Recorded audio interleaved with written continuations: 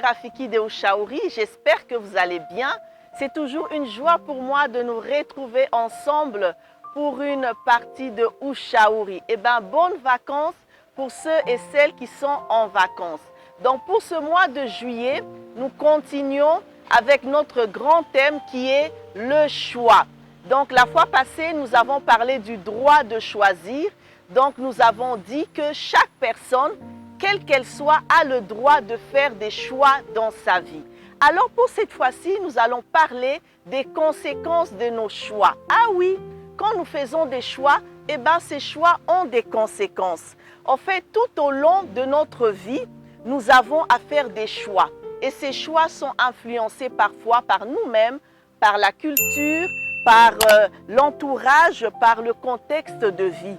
Et ces choix que nous faisons ont des conséquences, des impacts qui sont soit positifs, soit négatifs. Et cela pourrait changer carrément la direction de notre vie.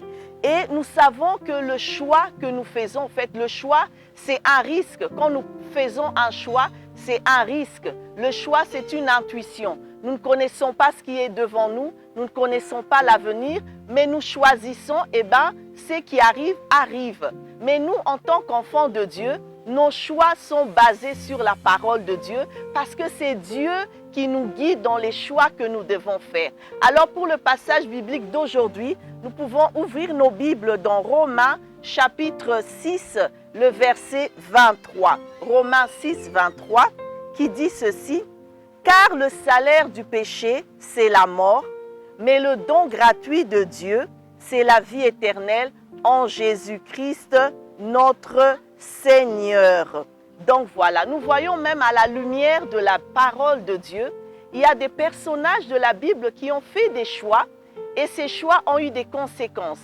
Par exemple, Elimelech. Elimelech était le mari de Naomi.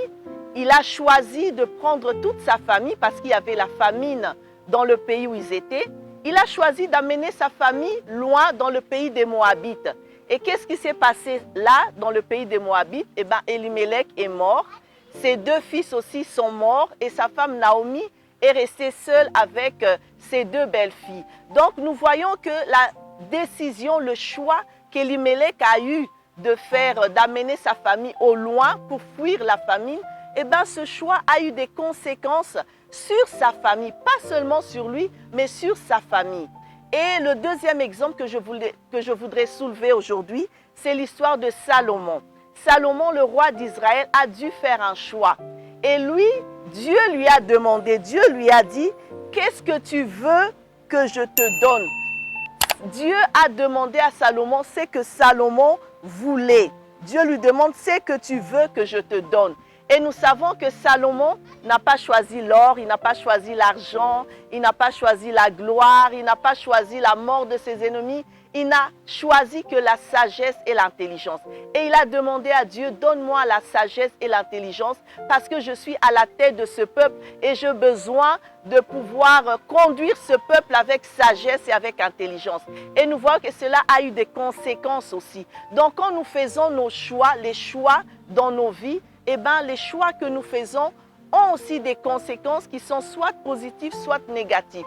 Je peux soulever quelques exemples. Par exemple, quand on choisit un mauvais conjoint, donc que ce soit une femme ou un homme, quelqu'un qui n'est pas respectueux, quelqu'un qui est violent, quelqu'un qui est infidèle, eh bien, ce choix que nous avons fait de cette personne-là va faire que tout au long du mariage, eh bien, l'autre va souffrir à cause du choix qu'il a fait. Par exemple, on peut choisir d'acheter une maison par rapport à une autre maison. Mais cette maison qu'on a choisie peut avoir des vices cachés qui va impliquer qu'on doit débourser beaucoup d'argent pour faire des travaux. On peut peut-être choisir des mauvais amis qui peuvent nous amener dans des mauvaises directions, dans la drogue, dans l'occultisme ou dans les mauvaises choses en fait. Donc les choix que nous faisons ont des conséquences qui peuvent être positives et qui peuvent être négatifs. Alors, qu'est-ce qui arrive quand on fait un mauvais choix? Eh bien, quand on fait un mauvais choix, qu'est-ce qui arrive? Quand on fait des mauvais choix, on a de regrets, on a des frustrations, on a la peur aussi de se dire, est-ce que si je fais encore, j'ose faire un autre choix, je veux vivre les conséquences de mon choix passé ou pas?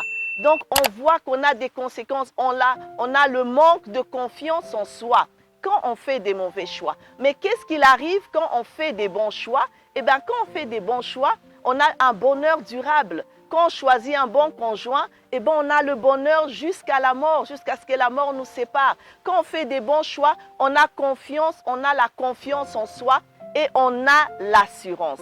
Et donc voilà, je nous encourage vraiment à faire des bons choix.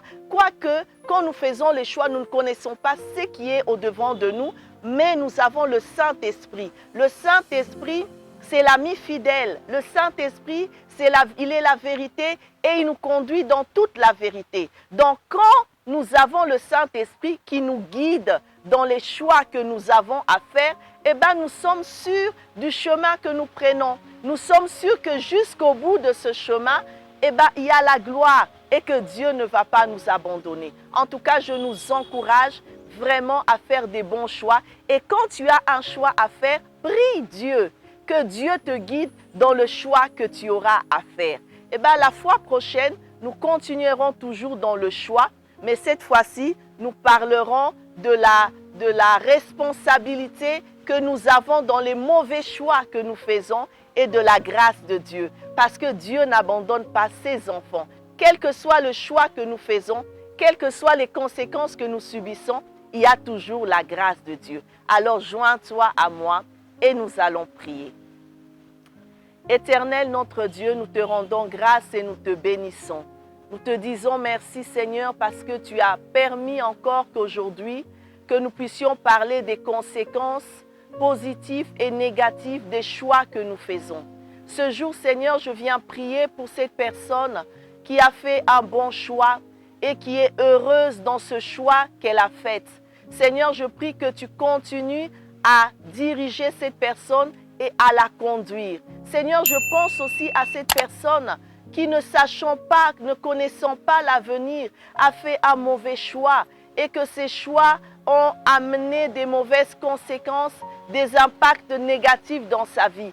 Et aujourd'hui, cette personne est en train de regretter. Aujourd'hui, cette personne est en train de pleurer. Aujourd'hui, cette personne est en train de se lamenter, Seigneur. Je prie, ô Dieu de gloire, toi, Saint-Esprit, toi qui consoles les cœurs, que tu visites ce cœur et que tu consoles ce cœur encore. Seigneur, je prie pour cette personne qui doit faire un choix, qui est dans le carrefour de sa vie et qui doit faire un choix, tant dans le domaine professionnel, dans le domaine personnel, dans le domaine social, dans le domaine familial, Seigneur, même dans le domaine spirituel. Je prie, Saint-Esprit, que tu accompagnes cette personne à faire le bon choix, le choix qui est guidé par toi, parce que toi, tu connais l'avenir d'un chacun de nous. Tu tiens nos vies dans ta sûre main et tu as des projets pour nous, des projets de paix et non de malheur, pour nous donner de l'avenir et de l'espérance. Viens éclairer quelqu'un ce jour dans le choix qu'il a à faire. Viens réconforter quelqu'un ce jour